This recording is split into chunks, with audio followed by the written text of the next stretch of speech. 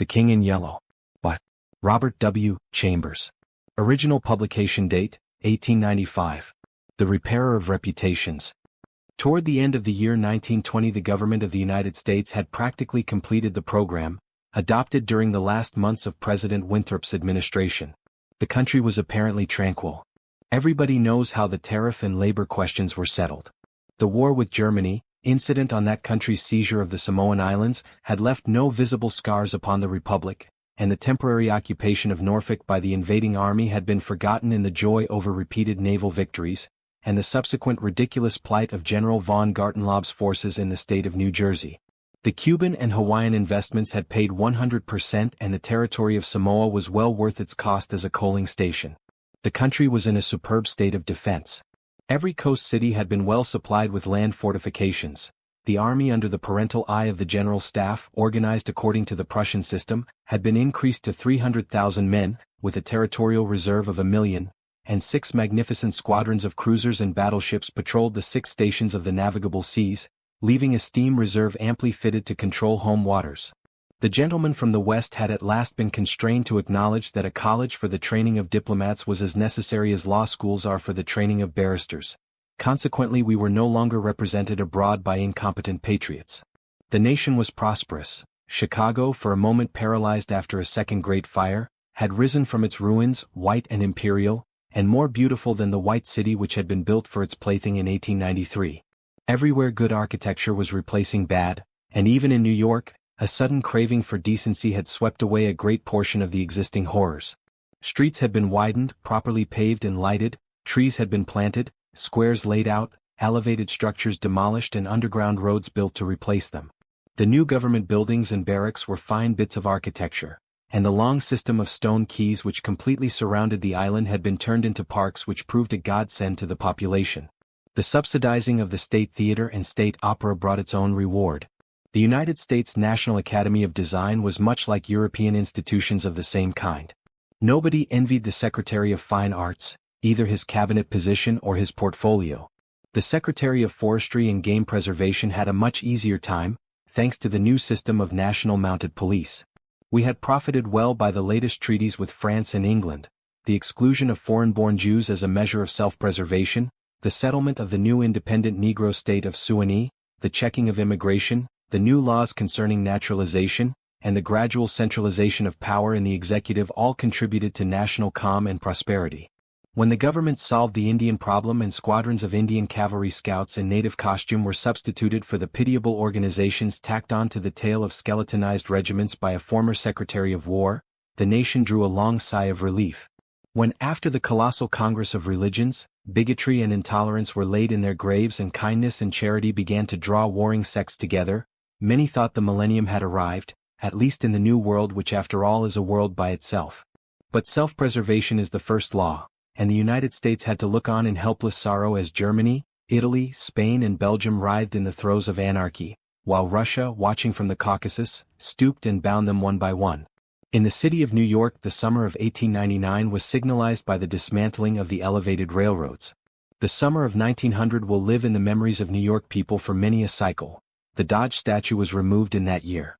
In the following winter began that agitation for the repeal of the laws prohibiting suicide which bore its final fruit in the month of April, 1920, when the first government lethal chamber was opened on Washington Square. I had walked down that day from Dr. Archer's house on Madison Avenue, where I had been as a mere formality.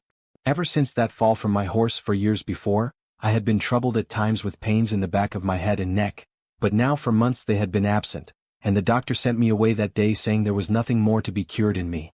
It was hardly worth his fee to be told that. I knew it myself. Still I did not grudge him the money. What I minded was the mistake which he made at first. When they picked me up from the pavement where I lay unconscious, and somebody had mercifully sent a bullet through my horse's head, I was carried to Dr. Archer, and he, pronouncing my brain affected, placed me in his private asylum where I was obliged to endure treatment for insanity. At last he decided that I was well, and I, knowing that my mind had always been as sound as his, if not sounder, paid my tuition, as he jokingly called it, and left. I told him, smiling, that I would get even with him for his mistake, and he laughed heartily and asked me to call once in a while. I did so, hoping for a chance to even up accounts, but he gave me none, and I told him I would wait. The fall from my horse had fortunately left no evil results. On the contrary, it had changed my whole character for the better. From a lazy young man about town, I had become active, energetic, temperate, and above all else ambitious. There was only one thing which troubled me. I laughed at my own uneasiness, and yet it troubled me. During my convalescence I had bought and read for the first time The King in Yellow.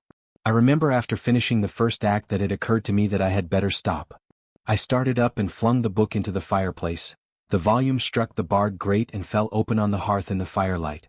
If I had not caught a glimpse of the opening words in the second act I should never have finished it, but as I stooped to pick it up, my eyes became riveted to the open page, and with a cry of terror, or perhaps it was of joy so poignant that I suffered in every nerve, I snatched the thing out of the coals and crept shaking to my bedroom, where I read it and reread it, and wept and laughed and trembled with a horror which at times assails me yet. This is the thing that troubles me, for I cannot forget Carcosa, where black stars hang in the heavens, where the shadows of men's thoughts lengthen in the afternoon, when the twin suns sink into the lake of Hali, and my mind will bear forever the memory of the pallid mask.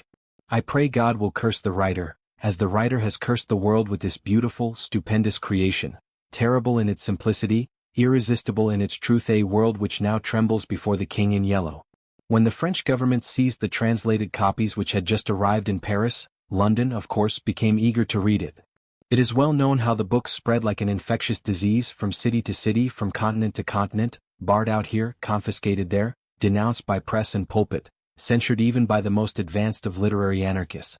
No definite principles had been violated in those wicked pages, no doctrine promulgated, no convictions outraged. It could not be judged by any known standard, yet, although it was acknowledged that the supreme note of art had been struck in The King in Yellow, all felt that human nature could not bear the strain, nor thrive on words in which the essence of purest poison lurked. The very banality and innocence of the first act only allowed the blow to fall afterward with more awful effect. It was, I remember, the 13th day of April 1920, that the first government lethal chamber was established on the south side of Washington Square, between Worcester Street and South Fifth Avenue. The block, which had formerly consisted of a lot of shabby old buildings, used as Kaffa copyright S and restaurants for foreigners, had been acquired by the government in the winter of 1898. The French and Italian Kaffa copyright S and restaurants were torn down.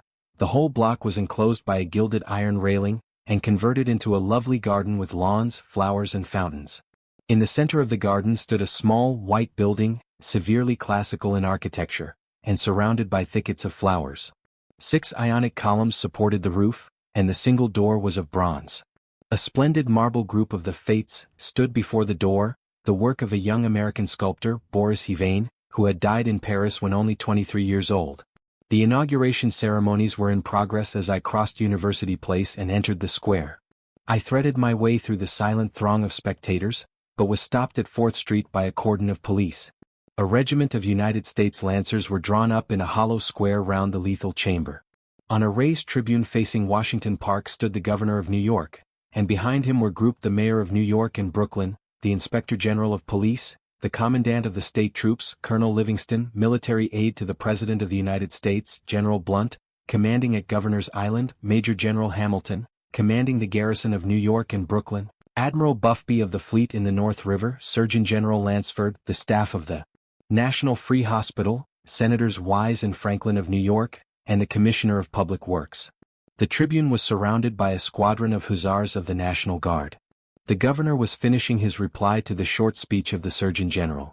I heard him say, "The laws prohibiting suicide and providing punishment for any attempt at self-destruction have been repealed. The government has seen fit to acknowledge the right of man to end an existence which may have become intolerable to him, through physical suffering or mental despair.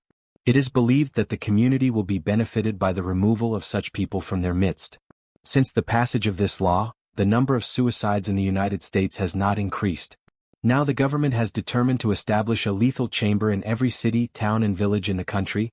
It remains to be seen whether or not that class of human creatures from whose desponding ranks new victims of self-destruction fall daily will accept the relief thus provided." He paused and turned to the white lethal chamber. The silence in the street was absolute. There a painless death awaits him who can no longer bear the sorrows of this life. If death is welcome, let him seek it there. Then quickly turning to the military aide of the President's household, he said, "I declare the lethal chamber open," and again facing the vast crowd he cried in a clear voice, Citizens of New York and of the United States of America, through me the government declares the lethal chamber to be open. The solemn hush was broken by a sharp cry of command. The squadron of hussars filed after the governor's carriage, the lancers wheeled and formed along Fifth Avenue to wait for the commandant of the garrison, and the mounted police followed them. I left the crowd to gape and stare at the white marble death chamber, and, crossing South Fifth Avenue, walked along the western side of that thoroughfare to Bleecker Street. Then I turned to the right and stopped before a dingy shop which bore the sign, Hawberk Armorer. I glanced in at the doorway and saw Hawberk busy in his little shop at the end of the hall. He looked up and, catching sight of me, cried in his deep, hearty voice, "Come in, Mr. Castaigne." Constance, his daughter, rose to meet me as I crossed the threshold, and held out her pretty hand, but I saw the blush of disappointment on her cheeks, and knew that it was another Castaigne she had expected, my cousin Louis. I smiled at her confusion and complimented her on the banner she was embroidering from a colored plate. Old Hawberk sat riveting the worn greaves of some ancient suit of armor, and the ting, ting, ting of his little hammer sounded pleasantly in the quaint shop. Presently he dropped his hammer and fussed about for a moment with a tiny wrench. The soft clash of the mail sent a thrill of pleasure through me. I loved to hear the music of steel brushing against steel, the mellow shock of the mallet on thigh pieces, and the jingle of chain armor. That was the only reason I went to see Hawberk. He had never interested me personally, nor did Constance, except for the fact of her being in love with Louis. This did occupy my attention and sometimes even kept me awake at night. But I knew in my heart that all would come right, and that I should arrange their future as I expected to arrange that of my kind doctor, John Archer. However, I should never have troubled myself about visiting them just then, had it not been, as I say, that the music of the tinkling hammer had for me this strong fascination. I would sit for hours, listening and listening, and when a stray sunbeam struck the inlaid steel, the sensation it gave me was almost too keen to endure. My eyes would become fixed, dilating with a pleasure that stretched every nerve almost to breaking, until some movement of the old armorer cut off the ray of sunlight. Then, still thrilling secretly, I leaned back and listened again to the sound of the polishing rag, swish, swish, rubbing rust from the rivets. Constance worked with the embroidery over her knees, now and then pausing to examine more closely the pattern in the colored plate from the Metropolitan Museum. "Who is this for?" I asked. Hawberk explained that in addition to the treasures of armor in the Metropolitan Museum of which he had been appointed armorer, he also had charge of several collections belonging to rich amateurs. This was the missing greave of a famous suit which a client of his had traced to a little shop in Paris on the Quai d'Orsay. He, Hawberk, had negotiated for and secured the greave, and now the suit was complete. He laid down his hammer and read me the history of the suit, traced since 1450 from owner to owner until it was acquired by Thomas Stainbridge. When his superb collection was sold, this client of Hawberk's bought the suit, and since then the search for the missing greave had been pushed until it was, almost by accident, located in Paris. "Did you continue the search so persistently without any certainty of the greave being still in existence?" I demanded. "Of course," he replied coolly. "Then for the first time I took a personal interest in Hawberk." "It was worth something to you?" I ventured. "No," he replied laughing, "my pleasure in finding it was my reward." "Have you no ambition to be rich?" I asked, smiling. "My one ambition is to be the best armorer in the world," he answered gravely. Constance asked me if I had seen the ceremonies at the lethal chamber. She herself had noticed cavalry passing up Broadway that morning, and had wished to see the inauguration, but her father wanted the banner finished, and she had stayed at his request. "Did you see your cousin Mr. Castaigne there?" she asked, with the slightest tremor of her soft eyelashes. "No," I replied carelessly. "Louis's regiment is manoeuvring out in Westchester County." I rose and picked up my hat and cane. "Are you going upstairs to see the lunatic again?" laughed old Hawberk. If Hawberk knew how I loathed that word lunatic, he would never use it in my presence. It rouses certain feelings within me which I do not care to explain. However, I answered him quietly, "I think I shall drop in and see Mr. Wilde for a moment or two." "Poor fellow," said Constance with a shake of the head, "it must be hard to live alone year after year, poor, crippled and almost demented. It is very good of you, Mr. Castaigne, to visit him as often as you do."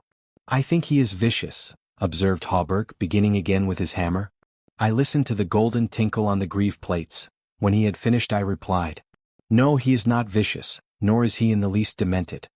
His mind is a wonder chamber, from which he can extract treasures that you and I would give years of our lives to acquire." Hawberk laughed. I continued a little impatiently, He knows history as no one else could know it. Nothing, however trivial, escapes his search, and his memory is so absolute, so precise in details, that were it known in New York that such a man existed, the people could not honor him enough. Nonsense, muttered Hawberk, searching on the floor for a fallen rivet. Is it nonsense? I asked, managing to suppress what I felt. Is it nonsense when he says that the tassets and cuissards of the enameled suit of armor commonly known as the Prince's Emblazoned, can be found among a mass of rusty theatrical properties, broken stoves and ragpickers refuse in a garret in Pell Street? Hawberk's hammer fell to the ground, but he picked it up and asked, with a great deal of calm, how I knew that the tassets and left cuissard were missing from the Prince's Emblazoned. I did not know until Mr. Wilde mentioned it to me the other day. He said they were in the garret of 998 Pell Street. Nonsense, he cried, but I noticed his hand trembling under his leathern apron. Is this nonsense too? I asked pleasantly. Is it nonsense when Mr. Wilde continually speaks of you as the Marquis of Avonshire and of Miss Constance Dash? I did not finish, for Constance had started to her feet with terror written on every feature. Hawberk looked at me and slowly smoothed his leathern apron. That is impossible, he observed. Mr. Wilde may know a great many things dash. About armor, for instance, and the Prince's Emblazoned, I interposed, smiling. Yes, he continued slowly, about armor also may be, but he is wrong in regard to the Marquis of Avonshire, who, as you know, killed his wife's traducer years ago, and went to Australia where he did not long survive his wife. Mr. Wilde is wrong, murmured Constance. Her lips were blanched, but her voice was sweet and calm. Let us agree, if you please, that in this one circumstance Mr. Wilde is wrong, I said. I climbed the 3 dilapidated flights of stairs, which I had so often climbed before, and knocked at a small door at the end of the corridor. Mr. Wilde opened the door and I walked in. When he had double-locked the door and pushed a heavy chest against it, he came and sat down beside me, peering up into my face with his little light-colored eyes. Half a dozen new scratches covered his nose and cheeks, and the silver wires which supported his artificial ears had become displaced. I thought I had never seen him so hideously fascinating. He had no ears. The artificial ones, which now stood out at an angle from the fine wire, were his one weakness. They were made of wax and painted a shell pink, but the rest of his face was yellow. He might better have reveled in the luxury of some artificial fingers for his left hand, which was absolutely fingerless, but it seemed to cause him no inconvenience, and he was satisfied with his wax ears. He was very small, scarcely higher than a child of 10, but his arms were magnificently developed, and his thighs as thick as any athlete's. Still, the most remarkable thing about Mr. Wilde was that a man of his marvelous intelligence and knowledge should have such a head. It was flat and pointed, like the heads of many of those unfortunates whom people imprison in asylums for the weak-minded. Many called him insane, but I knew him to be as sane as I was. I do not deny that he was eccentric. The mania he had for keeping that cat and teasing her until she flew at his face like a demon was certainly eccentric. I never could understand why he kept the creature, nor what pleasure he found in shutting himself up in his room with this surly, vicious beast. I remember once, glancing up from the manuscript I was studying by the light of some tallow dips, and seeing Mr. Wilde squatting motionless on his high chair, his eyes fairly blazing with excitement, while the cat, which had risen from her place before the stove, came creeping across the floor right at him. Before I could move, she flattened her belly to the ground, crouched, trembled, and sprang into his face. Howling and foaming they rolled over and over on the floor, scratching and clawing, until the cat screamed and fled under the cabinet, and Mr. Wilde turned over on his back, his limbs contracting and curling up like the legs of a dying spider. He was eccentric. Mr. Wilde had climbed into his high chair, and after studying my face, picked up a dog's-eared ledger and opened it. Henry B. Matthews, he read, bookkeeper with Weissett and Company, dealers in church ornaments. Called April 3rd. Reputation damaged on the racetrack. Known as a welcher. Reputation to be repaired by August 1st. Retainer $5. He turned the page and ran his fingerless knuckles down the closely written columns. P. Green Dusenberry, minister of the gospel, Fairbeach, New Jersey. Reputation damaged in the Bowery. To be repaired as soon as possible. Retainer $100. He coughed and added, called April 6th. Then you are not in need of money, Mr. Wilde? I inquired. Listen, he coughed again. Mrs. C. Hamilton Chester, of Chester Park, New York City. Called April 7th. Reputation damaged at Dieppe, France. To be repaired by October 1st. Retainer $500. Note. C. Hamilton Chester, Captain USS Avalanche, ordered home from South Sea Squadron October 1st. Well, I said, the profession of a repairer of reputations is lucrative. His colorless eyes sought mine. I only wanted to demonstrate that I was correct. You said it was impossible to succeed as a repairer of reputations, that even if I did succeed in certain cases it would cost me more than I would gain by it. Today I have 500 men in my employ who are poorly paid, but who pursue the work with an enthusiasm which possibly may be born of fear. These men enter every shade and grade of society, some even are pillars of the most exclusive social temples, others are the prop and pride of the financial world, still others hold undisputed sway among the fancy and the talent. I choose them at my leisure from those who reply to my advertisements. It is easy enough, they are all cowards. I could treble the number in 20 days if I wished.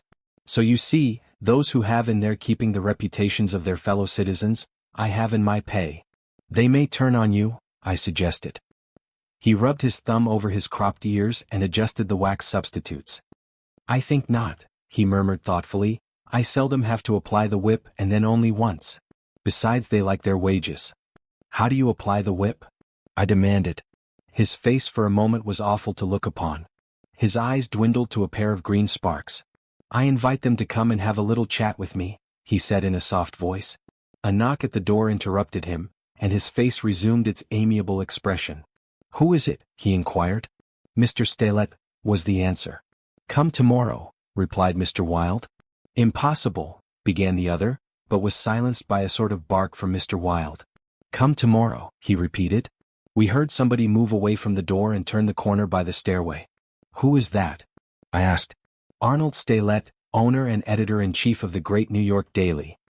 He drummed on the ledger with his fingerless hand, adding, I pay him very badly, but he thinks it a good bargain.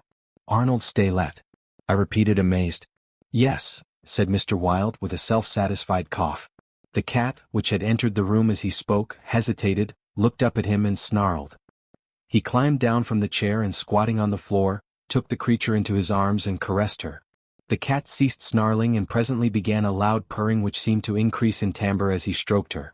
Where are the notes? I asked.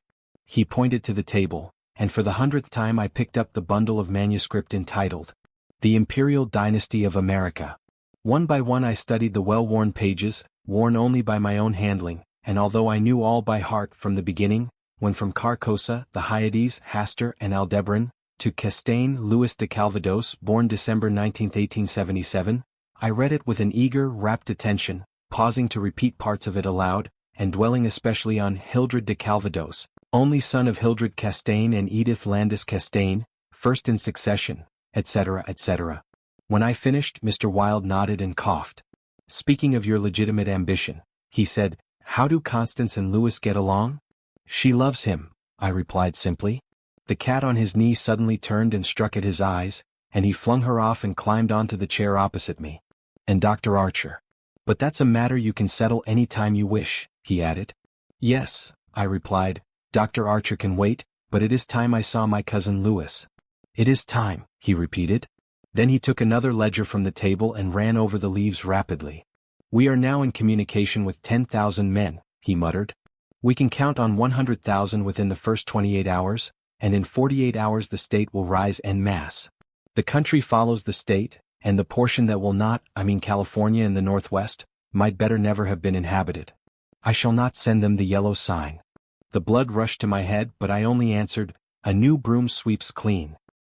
The ambition of Caesar and of Napoleon pales before that which could not rest until it had seized the minds of men and controlled even their unborn thoughts, said Mr. Wilde. You are speaking of the king in yellow? I groaned with a shudder. He is a king whom emperors have served. I am content to serve him, I replied. Mr. Wilde sat rubbing his ears with his crippled hand. Perhaps Constance does not love him, he suggested. I started to reply, but a sudden burst of military music from the street below drowned my voice. The 20th Dragoon Regiment, formerly in garrison at Mount St. Vincent, was returning from the Manœuvres in Westchester County, to its new barracks on East Washington Square. It was my cousin's regiment. They were a fine lot of fellows in their pale blue tight-fitting jackets, jaunty busbies and white riding breeches with the double yellow stripe, into which their limbs seemed molded.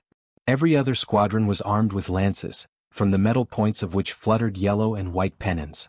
The band passed, playing the regimental march, then came the colonel and staff, the horses crowding and trampling, while their heads bobbed in unison, and the pennons fluttered from their lance points. The troopers, who rode with the beautiful English seat, looked brown as berries from their bloodless campaign among the farms of Westchester, and the music of their sabers against the stirrups, and the jingle of spurs and carbines was delightful to me. I saw Lewis riding with his squadron. He was as handsome an officer as I have ever seen. Mr. Wilde, who had mounted a chair by the window, saw him too but said nothing. Lewis turned and looked straight at Hawberk's shop as he passed, and I could see the flush on his brown cheeks. I think Constance must have been at the window.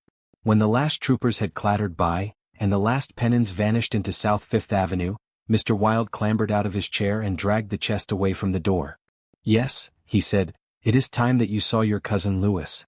He unlocked the door and I picked up my hat and stick and stepped into the corridor. The stairs were dark. Groping about, I set my foot on something soft, which snarled and spit, and I aimed a murderous blow at the cat, but my cane shivered to splinters against the balustrade, and the beast scurried back into Mr. Wilde's room.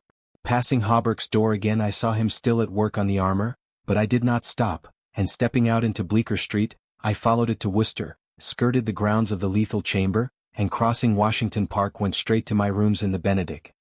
Here I lunched comfortably, read the Herald and the Meteor, and finally went to the steel safe in my bedroom and set the time combination.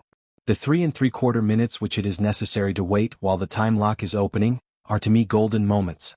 From the instant I set the combination to the moment when I grasp the knobs and swing back the solid steel doors, I live in an ecstasy of expectation. Those moments must be like moments passed in paradise. I know what I am to find at the end of the time limit. I know what the massive safe holds secure for me alone, and the exquisite pleasure of waiting is hardly enhanced when the safe opens and I lift, from its velvet crown, a diadem of purest gold, blazing with diamonds. I do this every day, and yet the joy of waiting and at last touching again the diadem, only seems to increase as the days pass. It is a diadem fit for a king among kings, an emperor among emperors. The king in yellow might scorn it, but it shall be worn by his royal servant.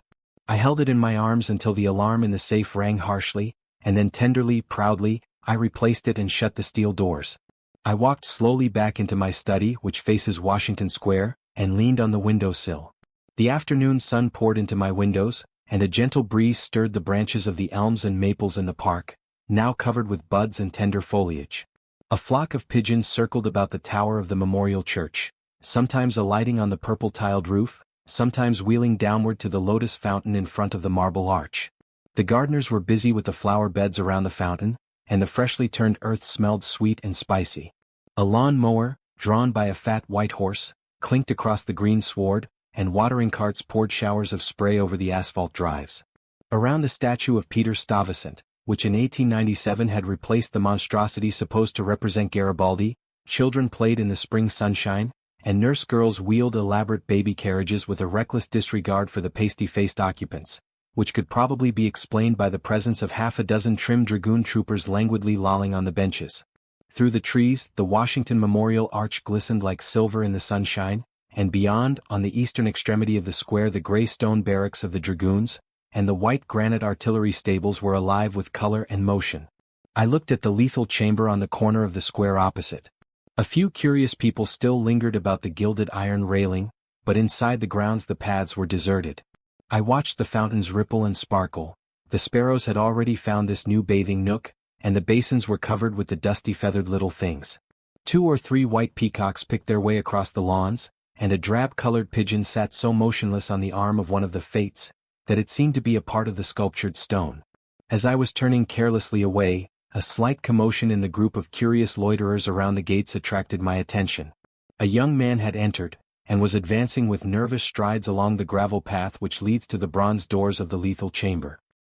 He paused a moment before the fates, and as he raised his head to those 3 mysterious faces, the pigeon rose from its sculptured perch, circled about for a moment and wheeled to the east.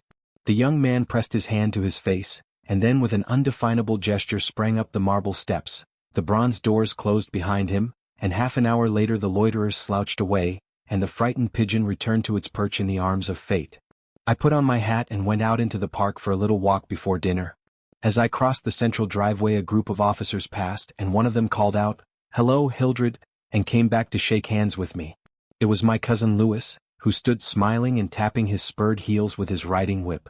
"Just back from Westchester," he said. "Been doing the bucolic, milk and curds, you know, dairy maids in sunbonnets who say hey-ow, and I don't think, when you tell them they are pretty. I'm nearly dead for a square meal at Delmonico's.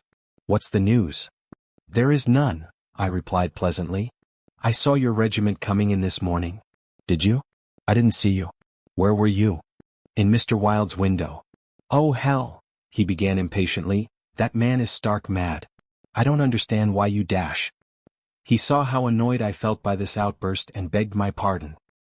"Really, old chap," he said, "I don't mean to run down a man you like, but for the life of me I can't see what the deuce you find in common with Mr. Wilde. He's not well bred, to put it generously. He is hideously deformed. His head is the head of a criminally insane person.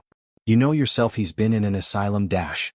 "So have I interrupted calmly. Lewis looked startled and confused for a moment, but recovered and slapped me heartily on the shoulder. "You were completely cured," he began, but I stopped him again. "I suppose you mean that I was simply acknowledged never to have been insane." "Of course that's what I meant," he laughed. I disliked his laugh because I knew it was forced, but I nodded gaily and asked him where he was going. Lewis looked after his brother officers who had now almost reached Broadway. We had intended to sample a Brunswick cocktail, but to tell you the truth I was anxious for an excuse to go and see Hawberk instead. "Come along, I'll make you my excuse."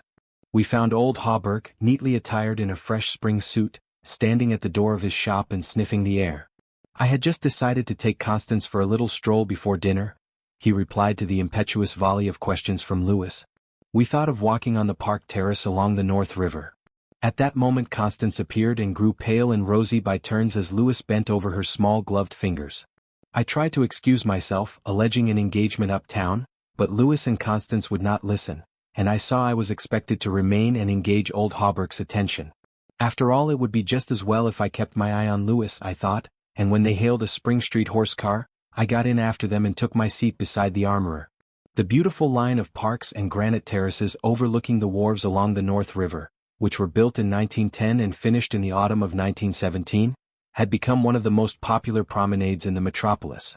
They extended from the Battery to 190th Street, overlooking the noble river and affording a fine view of the Jersey Shore and the Highlands opposite. Copyright and restaurants were scattered here and there among the trees, and twice a week military bands from the garrison played in the kiosks on the parapets. We sat down in the sunshine on the bench at the foot of the equestrian statue of General Sheridan. Constance tipped her sunshade to shield her eyes, and she and Lewis began a murmuring conversation which was impossible to catch. Old Hawberk, leaning on his ivory-headed cane, lighted an excellent cigar, the mate to which I politely refused, and smiled at vacancy. The sun hung low above the Staten Island woods, and the bay was dyed with golden hues reflected from the sun-warmed sails of the shipping in the harbor. Brigs, schooners, yachts, clumsy ferryboats, their decks swarming with people, railroad transports carrying lines of brown, blue and white freight cars, stately sound steamers, copyright classic copyright tramp steamers, coasters, dredgers, scows, and everywhere pervading the entire bay impudent little tugs puffing and whistling officiously. These were the craft which churned the sunlight waters as far as the eye could reach. In calm contrast to the hurry of sailing vessel and steamer, a silent fleet of white warships lay motionless in midstream.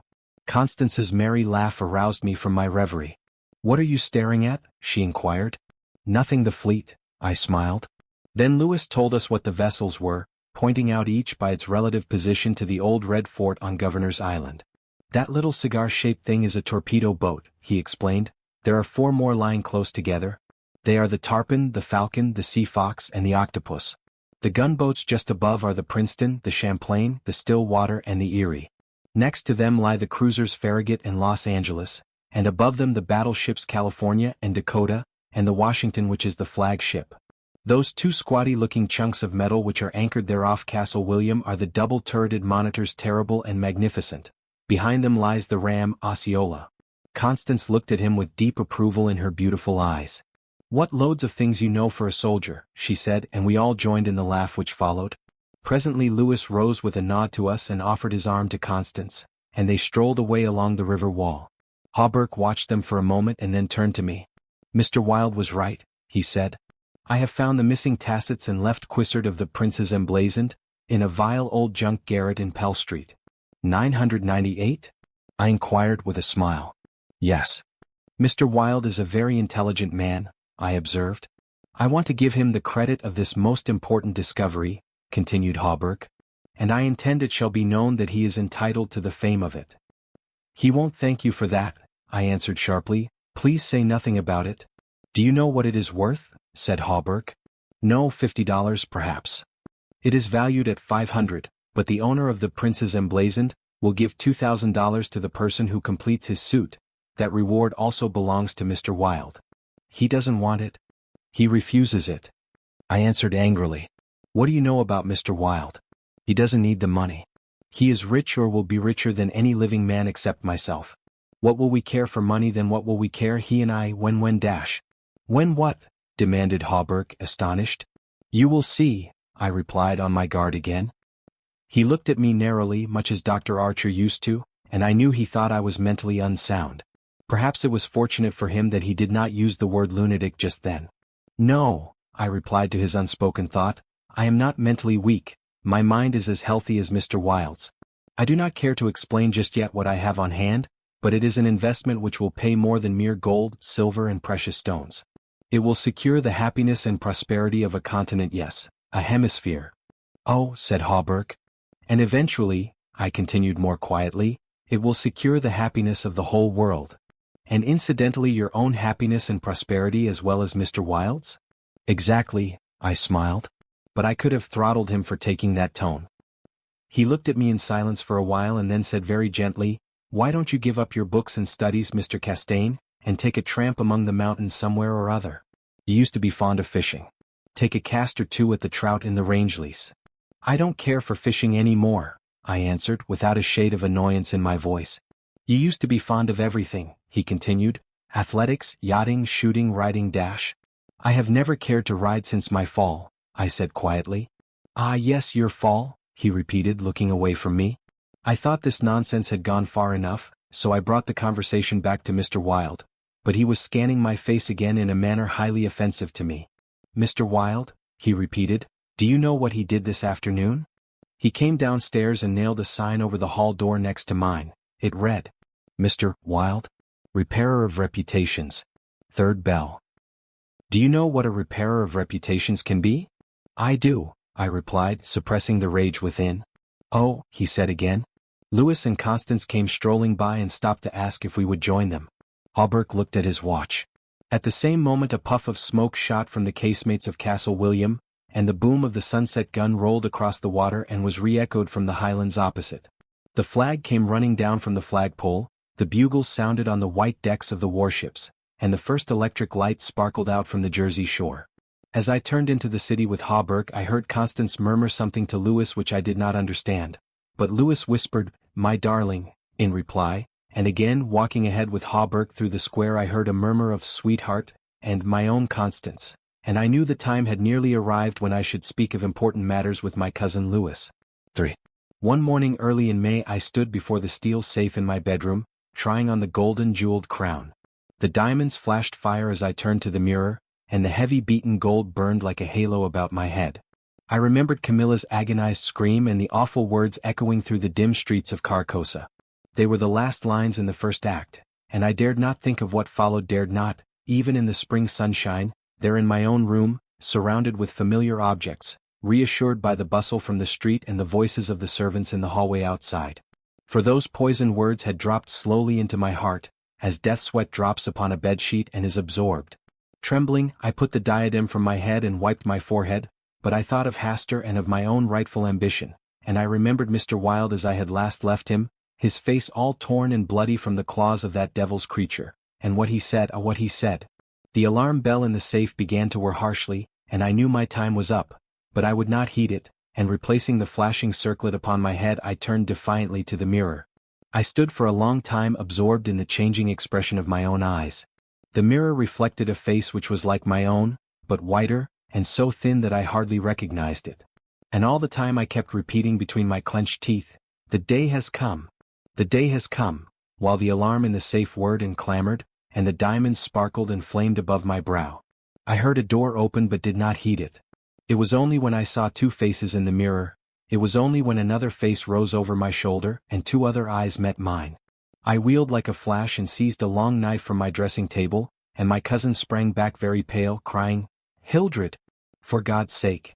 Then as my hand fell, he said, "It is I, Louis, don't you know me?" I stood silent. I could not have spoken for my life. He walked up to me and took the knife from my hand. "What is all this?" he inquired in a gentle voice. "Are you ill?" "No," I replied. But I doubt if he heard me. "Come, come, old fellow," he cried, "take off that brass crown and toddle into the study. Are you going to a masquerade? What's all this theatrical tinsel anyway?" I was glad he thought the crown was made of brass and paste, yet I didn't like him any the better for thinking so.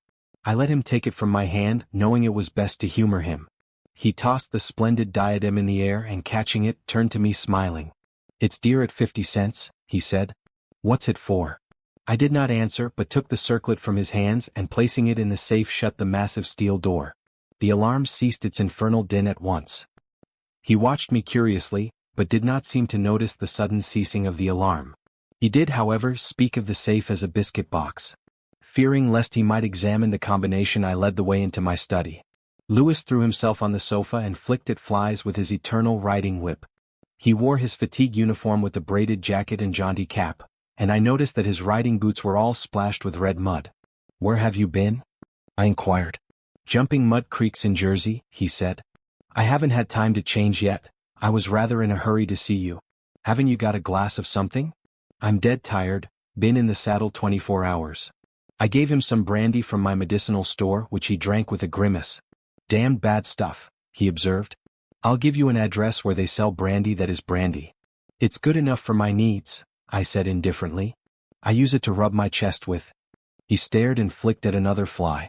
"See here, old fellow," he began, "I've got something to suggest to you. It's 4 years now that you've shut yourself up here like an owl, never going anywhere, never taking any healthy exercise, never doing a damn thing but poring over those books up there on the mantelpiece." He glanced along the row of shelves. "Napoleon, Napoleon, Napoleon," he read. "For heaven's sake, have you nothing but Napoleons there?" "I wish they were bound in gold," I said. "But wait, yes, there is another book, The King in Yellow." I looked him steadily in the eye. "Have you never read it?" I asked. "I? No, thank God. I don't want to be driven crazy." I saw he regretted his speech as soon as he had uttered it. There is only one word which I loathe more than I do lunatic, and that word is crazy. But I controlled myself and asked him why he thought The King in Yellow dangerous. "Oh, I don't know," he said hastily. "I only remember the excitement it created and the denunciations from pulpit and press. I believe the author shot himself after bringing forth this monstrosity, didn't he?" "I understand he is still alive," I answered. "That's probably true," he muttered. "Bullets couldn't kill a fiend like that." "It is a book of great truths," I said. "Yes," he replied, "of truths, which send men frantic and blast their lives. I don't care if the thing is, as they say, the very supreme essence of art. It's a crime to have written it, and I for one shall never open its pages." "Is that what you have come to tell me?" I asked. "No," he said, "I came to tell you that I am going to be married." I believe for a moment my heart ceased to beat, but I kept my eyes on his face. "Yes," he continued, smiling happily, "married to the sweetest girl on earth. Constance Hawberk," I said mechanically. "How did you know?" he cried, astonished. "I didn't know it myself until that evening last April, when we strolled down to the embankment before dinner." "When is it to be?" I asked. "It was to have been next September, but an hour ago a dispatch came ordering our regiment to the Presidio, San Francisco. We leave at noon tomorrow." "Tomorrow?" he repeated. "Just think, Hildred, tomorrow I shall be the happiest fellow that ever drew breath in this jolly world, for Constance will go with me." I offered him my hand in congratulation, and he seized and shook it like the good-natured fool he was or pretended to be. "I am going to get my squadron as a wedding present," he rattled on. "Captain and Mrs. Louis Castaigne, Hildred?" Then he told me where it was to be and who were to be there, and made me promise to come and be best man. I set my teeth and listened to his boyish chatter without showing what I felt, but I was getting to the limit of my endurance, and when he jumped up and, switching his spurs till they jingled, said he must go, I did not detain him. "There's one thing I want to ask of you," I said quietly. "Out with it, it's promised," he laughed. "I want you to meet me for a quarter of an hour's talk tonight." "Of course, if you wish," he said, somewhat puzzled. "Where?" "Anywhere in the park there." "What time, Hildred?" "Midnight." "What in the name of dash," he began, but checked himself and laughingly assented. I watched him go down the stairs and hurry away, his saber banging at every stride. He turned into Bleecker Street and I knew he was going to see Constance. I gave him 10 minutes to disappear and then followed in his footsteps, taking with me the jeweled crown and the silken robe embroidered with the yellow sign. When I turned into Bleecker Street, and entered the doorway which bore the sign, "Mr. Wilde, Repairer of Reputations, Third Bell," I saw old Hawberk moving about in his shop, and imagined I heard Constance's voice in the parlor, but I avoided them both and hurried up the trembling stairways to Mr. Wilde's apartment. I knocked and entered without ceremony. Mr. Wilde lay groaning on the floor, his face covered with blood, his clothes torn to shreds. Drops of blood were scattered about over the carpet, which had also been ripped and frayed in the evidently recent struggle. "It's that cursed cat," he said, ceasing his groans and turning his colorless eyes to me. "She attacked me while I was asleep. I believe she will kill me yet." This was too much, so I went into the kitchen, and seizing a hatchet from the pantry, started to find the infernal beast and settle her then and there. My search was fruitless, and after a while I gave it up and came back to find Mr. Wilde squatting on his high chair by the table. He had washed his face and changed his clothes. The great furrows which the cat's claws had plowed up in his face he had filled with collodion, and a rag hid the wound in his throat. I told him I should kill the cat when I came across her, but he only shook his head and turned to the open ledger before him. He read name after name of the people who had come to him in regard to their reputation, and the sums he had amassed were startling. "I put on the screws now and then," he explained. "One day or other some of these people will assassinate you," I insisted. "Do you think so?" he said, rubbing his mutilated ears. It was useless to argue with him, so I took down the manuscript entitled Imperial Dynasty of America, for the last time I should ever take it down in Mr. Wilde's study. I read it through, thrilling and trembling with pleasure. When I had finished, Mr. Wilde took the manuscript and, turning to the dark passage which leads from his study to his bedchamber, called out in a loud voice, "Vance." Then for the first time I noticed a man crouching there in the shadow. How I had overlooked him during my search for the cat I cannot imagine. "Vance, come in," cried Mr. Wilde. The figure rose and crept towards us, and I shall never forget the face that he raised to mine, as the light from the window illuminated it. "Vance, this is Mr. Castaigne," said Mr. Wilde. Before he had finished speaking, the man threw himself on the ground before the table, crying and grasping, "Oh God! Oh my God! Help me! Forgive me! Oh Mr. Castaigne, keep that man away! You cannot mean it! Your difference save me! I am broken down. I was in a madhouse, and now when all was coming right, when I had forgotten the king in yellow, and but I shall go mad again, I shall go mad dash." His voice died into a choking rattle, for Mr. Wilde had leapt on him and his right hand encircled the man's throat. When Vance fell in a heap on the floor, Mr. Wilde clambered nimbly into his chair again, and rubbing his mangled ears with the stump of his hand, turned to me and asked me for the ledger. I reached it down from the shelf and he opened it. After a moment's searching among the beautifully written pages, he coughed complacently and pointed to the name Vance. "Vance," he read aloud, "Osgood Oswald Vance." At the sound of his name, the man on the floor raised his head and turned a convulsed face to Mr. Wilde. His eyes were injected with blood, his lips tumefied. "Called April 28th, continued Mr. Wilde. "Occupation, cashier in the Seaforth National Bank. Has served a term of forgery at Sing Sing, from whence he was transferred to the asylum for the criminal insane. Pardoned by the governor of New York, and discharged from the asylum, January 19, 1918. Reputation damaged at Sheepshead Bay. Rumors that he lives beyond his income. Reputation to be repaired at once. Retainer $1,500. Note: has embezzled sums amounting to $30,000 since March 20, 1919, excellent family, and secured present position through uncle's influence. Father, president of Seaforth Bank." I looked at the man on the floor. "Get up, Vance," said Mr. Wilde in a gentle voice. Vance rose as if hypnotized.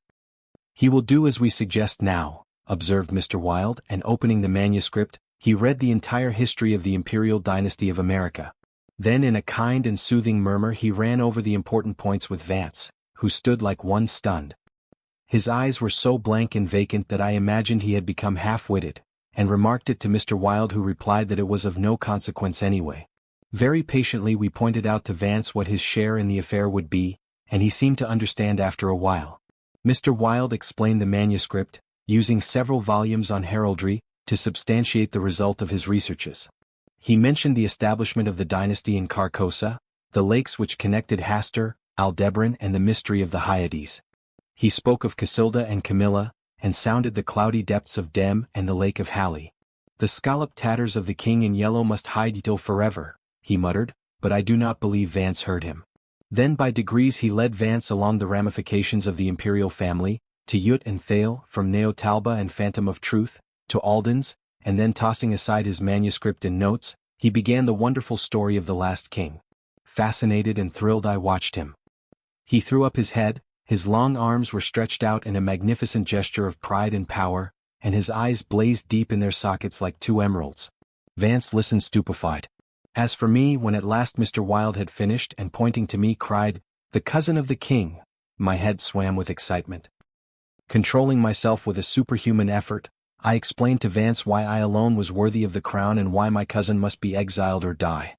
I made him understand that my cousin must never marry, even after renouncing all his claims, and how that least of all he should marry the daughter of the Marquis of Avonshire and bring England into the question. I showed him a list of thousands of names which Mr. Wilde had drawn up. Every man whose name was there had received the yellow sign which no living human being dared disregard. The city, the state, the whole land, were ready to rise and tremble before the pallid mask. The time had come, the people should know the son of Hastur, and the whole world bow to the black stars which hang in the sky over Carcosa. Vance leaned on the table, his head buried in his hands. Mr. Wilde drew a rough sketch on the margin of yesterday's Herald with a bit of lead pencil. It was a plan of Hawberk's rooms. Then he wrote out the order and affixed the seal, and shaking like a palsied man I signed my first writ of execution with my name Hildred Rex. Mr. Wilde clambered to the floor and unlocking the cabinet, took a long square box from the first shelf. This he brought to the table and opened. A new knife lay in the tissue paper inside and I picked it up and handed it to Vance, along with the order and the plan of Hawberk's apartment. Then Mr. Wilde told Vance he could go, and he went, shambling like an outcast of the slums. I sat for a while watching the daylight fade behind the square tower of the Judson Memorial Church, and finally, gathering up the manuscript and notes, took my hat and started for the door. Mr. Wilde watched me in silence. When I had stepped into the hall I looked back. Mr. Wilde's small eyes were still fixed on me. Behind him, the shadows gathered in the fading light. Then I closed the door behind me and went out into the darkening streets. I had eaten nothing since breakfast, but I was not hungry. A wretched, half-starved creature, who stood looking across the street at the lethal chamber, noticed me and came up to tell me a tale of misery. I gave him money, I don't know why, and he went away without thanking me. An hour later another outcast approached and whined his story. I had a blank bit of paper in my pocket, on which was traced the yellow sign, and I handed it to him. He looked at it stupidly for a moment, and then with an uncertain glance at me, folded it with what seemed to me exaggerated care and placed it in his bosom. The electric lights were sparkling among the trees, and the new moon shone in the sky above the lethal chamber. It was tiresome waiting in the square. I wandered from the Marble Arch to the artillery stables and back again to the Lotus Fountain. The flowers and grass exhaled a fragrance which troubled me. The jet of the fountain played in the moonlight, and the musical splash of falling drops reminded me of the tinkle of chained mail in Hawberk's shop. But it was not so fascinating, and the dull sparkle of the moonlight on the water brought no such sensations of exquisite pleasure, as when the sunshine played over the polished steel of a corselet on Hawberk's knee. I watched the bats darting and turning above the water plants in the fountain basin, but their rapid jerky flight set my nerves on edge, and I went away again to walk aimlessly to and fro among the trees. The artillery stables were dark, but in the cavalry barracks the officers' windows were brilliantly lighted, and the sally port was constantly filled with troopers in fatigue, carrying straw and harness and baskets filled with tin dishes. Twice the mounted sentry at the gates was changed while I wandered up and down the asphalt walk. I looked at my watch. It was nearly time. The lights in the barracks went out one by one, the barred gate was closed, and every minute or two an officer passed in through the side wicket, leaving a rattle of accoutrements and a jingle of spurs on the night air. The square had become very silent. The last homeless loiterer had been driven away by the grey-coated park policeman, the car tracks along Worcester Street were deserted, and the only sound which broke the stillness was the stamping of the sentry's horse and the ring of his saber against the saddle pommel. In the barracks, the officers' quarters were still lighted, and military servants passed and repassed before the bay windows. 12 o'clock sounded from the new spire of St. Francis Xavier, and at the last stroke of the sad-toned bell a figure passed through the wicket beside the portcullis, returned the salute of the sentry, and crossing the street entered the square and advanced toward the Benedict apartment house. "Louis," I called. The man pivoted on his spurred heels and came straight toward me. "Is that you, Hildred?" "Yes, you are on time." I took his offered hand, and we strolled toward the lethal chamber. He rattled on about his wedding and the graces of Constance and their future prospects, calling my attention to his captain's shoulder straps, and the triple gold arabesque on his sleeve and fatigue cap. I believe I listened as much to the music of his spurs and saber as I did to his boyish babble, and at last we stood under the elms on the 4th Street corner of the square opposite the lethal chamber. Then he laughed and asked me what I wanted with him. I motioned him to a seat on a bench under the electric light, and sat down beside him. He looked at me curiously, with that same searching glance which I hate and fear so in doctors. I felt the insult of his look, but he did not know it, and I carefully concealed my feelings. "Well, old chap," he inquired, "what can I do for you?" I drew from my pocket the manuscript and notes of the Imperial Dynasty of America, and looking him in the eye said, "I will tell you. On your word as a soldier, promise me to read this manuscript from beginning to end, without asking me a question. Promise me to read these notes in the same way, and promise me to listen to what I have to tell later." "I promise if you wish it," he said pleasantly. "Give me the paper, Hildred." He began to read, raising his eyebrows with a puzzled, whimsical air, which made me tremble with suppressed anger. As he advanced, his eyebrows contracted, and his lips seemed to form the word rubbish. Then he looked slightly bored, but apparently for my sake read, with an attempt at interest, which presently ceased to be an effort. He started when in the closely written pages he came to his own name, and when he came to mine he lowered the paper and looked sharply at me for a moment. But he kept his word and resumed his reading, and I let the half-formed question die on his lips unanswered. When he came to the end and read the signature of Mr. Wilde, he folded the paper carefully and returned it to me. I handed him the notes and he settled back, pushing his fatigue cap up to his forehead, with a boyish gesture, which I remembered so well in school. I watched his face as he read, and when he finished I took the notes with the manuscript and placed them in my pocket. Then I unfolded a scroll marked with the yellow sign. He saw the sign, but he did not seem to recognize it, and I called his attention to it somewhat sharply. "Well," he said, "I see it." "What is it?" "It is the yellow sign," I said angrily. "Oh, that's it, is it?"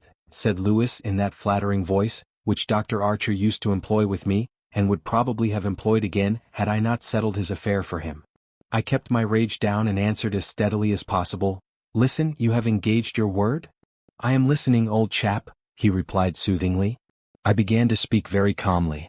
Dr. Archer, having by some means become possessed of the secret of the imperial succession, attempted to deprive me of my right, alleging that because of a fall from my horse 4 years ago, I had become mentally deficient. He presumed to place me under restraint in his own house in hopes of either driving me insane or poisoning me. I have not forgotten it. I visited him last night and the interview was final. Louis turned quite pale but did not move. I resumed triumphantly, "There are yet 3 people to be interviewed in the interests of Mr. Wilde and myself. They are my cousin Louis, Mr. Hawberk, and his daughter Constance." Louis sprang to his feet and I arose also, and flung the paper marked with the yellow sign to the ground. "Oh, I don't need that to tell you what I have to say," I cried with a laugh of triumph. "You must renounce the crown to me, do you hear, to me?" Louis looked at me with a startled air, but recovering himself said kindly, "Of course I renounce the what is it I must renounce?" "The crown," I said angrily. "Of course," he answered, "I renounce it. Come, old chap, I'll walk back to your rooms with you." "Don't try any of your doctor's tricks on me," I cried, trembling with fury. "Don't act as if you think I am insane." "What nonsense," he replied. "Come, it's getting late, Hildred." "No," I shouted, "you must listen. You cannot marry, I forbid it. Do you hear? I forbid it. You shall renounce the crown, and in reward I grant you exile, but if you refuse you shall die." He tried to calm me but I was roused at last and drawing my long knife barred his way. Then I told him how they would find Dr. Archer in the cellar with his throat open, and I laughed in his face when I thought of Vance and his knife, and the order signed by me. "Ah, you are the king," I cried, "but I shall be king. Who are you to keep me from empire over all the habitable earth? I was born the cousin of a king, but I shall be king." Louis stood white and rigid before me. Suddenly a man came running up 4th Street, entered the gate of the lethal temple, traversed the path to the bronze doors at full speed, and plunged into the death chamber with the cry of one demented, and I laughed until I wept tears, for I had recognized Vance, and knew that Hawberk and his daughter were no longer in my way. "Go," I cried to Lewis, "you have ceased to be a menace. You will never marry Constance now, and if you marry anyone else in your exile, I will visit you as I did my doctor last night. Mr. Wilde takes charge of you tomorrow." Then I turned and darted into South Fifth Avenue, and with a cry of terror Lewis dropped his belt and saber and followed me like the wind. I heard him close behind me at the corner of Bleecker Street, and I dashed into the doorway under Hawberk's sign. He cried, "Halt or I fire," but when he saw that I flew up the stairs leaving Hawberk's shop below, he left me, and I heard him hammering and shouting at their door as though it were possible to arouse the dead.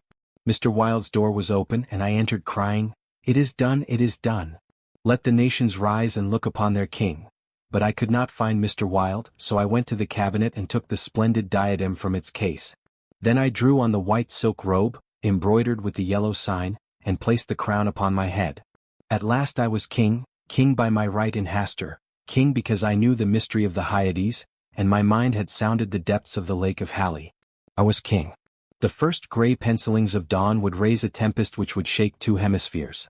Then as I stood, my every nerve pitched to the highest tension, faint with the joy and splendor of my thought, without in the dark passage a man groaned. I seized the tallow dip and sprang to the door. The cat passed me like a demon, and the tallow dip went out, but my long knife flew swifter than she, and I heard her screech and I knew that my knife had found her. For a moment I listened to her tumbling and thumping about in the darkness, and then when her frenzy ceased, I lighted a lamp and raised it over my head. Mr. Wilde lay on the floor with his throat torn open. At first I thought he was dead, but as I looked, a green sparkle came into his sunken eyes, his mutilated hand trembled, and then a spasm stretched his mouth from ear to ear. For a moment my terror and despair gave place to hope, but as I bent over him his eyeballs rolled clean around in his head, and he died. Then while I stood, transfixed with rage and despair, seeing my crown, my empire, every hope and every ambition, my very life lying prostrate there with the dead master, they came, seized me from behind, and bound me until my veins stood out like cords, and my voice failed with the paroxysms of my frenzied screams. But I still raged, bleeding and infuriated among them, and more than one policeman felt my sharp teeth. Then when I could no longer move they came nearer. I saw old Hawberk, and behind him my cousin Lewis's ghastly face, and farther away in the corner, a woman, Constance, weeping softly. "Ah, I see it now," I shrieked. "You have seized the throne and the empire. Woe! Woe to you who are crowned with the crown of the king in yellow." Editor's note: Mr. Castaigne died yesterday in the asylum for criminal insane.